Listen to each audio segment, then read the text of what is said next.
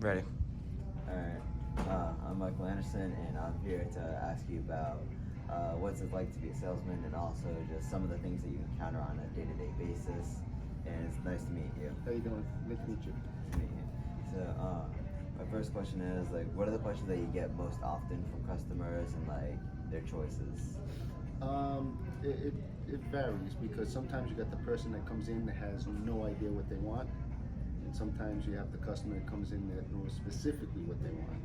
It's the person who has no idea that is most difficult because you have, especially at this dealership, we have a lot of selection, so trying to find the right vehicle to fit that person's need.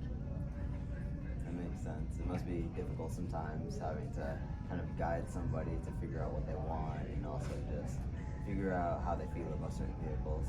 That's correct. You don't want to push them to a certain direction. You got to try to ask them questions and let them answer the questions and determine more or less themselves what type of vehicle they want. Um, what are the usual concerns that you get from customers, like when they're trying to buy a car, whether it be like used or new? The biggest concern is a person thinking they can afford a car when they can't. You see the nice shiny car and you don't really look at the sticker price, or if you look at the sticker price, you don't figure out ahead of time, get an idea of what the monthly payment would be. And that's the biggest sticker shock, I guess you'd call it.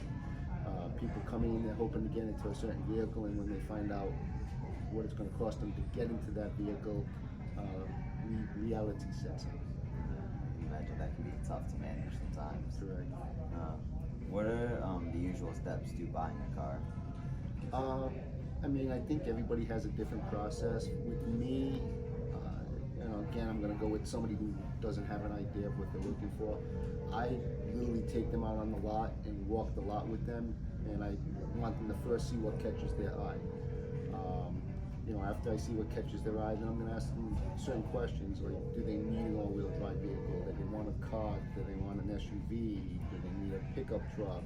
How many people do they need to drive? There's a bunch of different questions to narrow down from the large selection we have to just a few options. And then once we get the few options, then we get them behind the wheel, and based on their test drive, hopefully come to a conclusion. For the test drives, do you normally hold somebody's license whenever they're going, or do you usually just kind of let them go and have like a trust that? Sorry, guys. No problem. Or is there kind of going off of a trust system here? No, we definitely, insurance reasons, if nothing else, we definitely need to get everybody's license before we get the process started with them driving the vehicle. Alright. And what are the benefits to getting a new car versus an old one, or vice versa? Newer vehicle, it's just that. It's new. There's a warranty on it. There shouldn't be any issues with it. A used car, you don't know what hidden issues might be behind the car. Even though we run it through the shop, there might be something that we can't determine may be wrong with it. Plus, a lot of them don't have much warranty, if any, left. So if anything does go wrong, it's going to be a cost to the customer. Alright. Do you know for the usual price range that a used car would be over a new car? Let's say for just a standard SUV. A standard SUV, if you're talking 2 or 3 years older than a new car, you're probably talking about 30-40% less than a new car. Alright. And what is a common reason that somebody decides not to buy a car? It's crazy. It could be anything from the color to not having a CD player, which cars really don't anymore. It all varies on the person. There's some people who come in, and if they just get a good deal, they'll buy no matter what. And there's some people that come in, they need a specific vehicle. It has to have a certain color outside, certain color interior, leather seats, sunroof, and all special options. And if it doesn't, they're not going to buy it. Alright.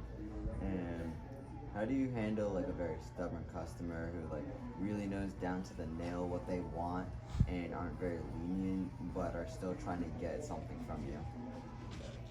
Just do your best to educate the person in what we have, and if we have anything that's close to what they are looking for, trying to see why they prefer what they want versus what we have. You can't win every battle. You say stubborn, but a person spending a lot of money, they should get what they want, and if they have something specific they want, you're not going to bend them. Yeah. And one final question is, what do you think your successful rate would be if you were to estimate? Like, how many customers you get to successfully buy a car and get close to what they want? If it's a person that truly wants to buy a car, I mean, I'd say it's probably 50%, which, in this industry, that might be a good number, but I don't even know if it's a good number in this industry, but the market has changed ever since COVID. It's a lot different. The inventory's not out there like we used to have, and buying cars is a lot different. So finding the right vehicle for the person seems to be a lot harder now. Do you have any concerns? No, so good. All right. Thank you for taking the time to talk with us and help us out with this. No problem. Have a Okay.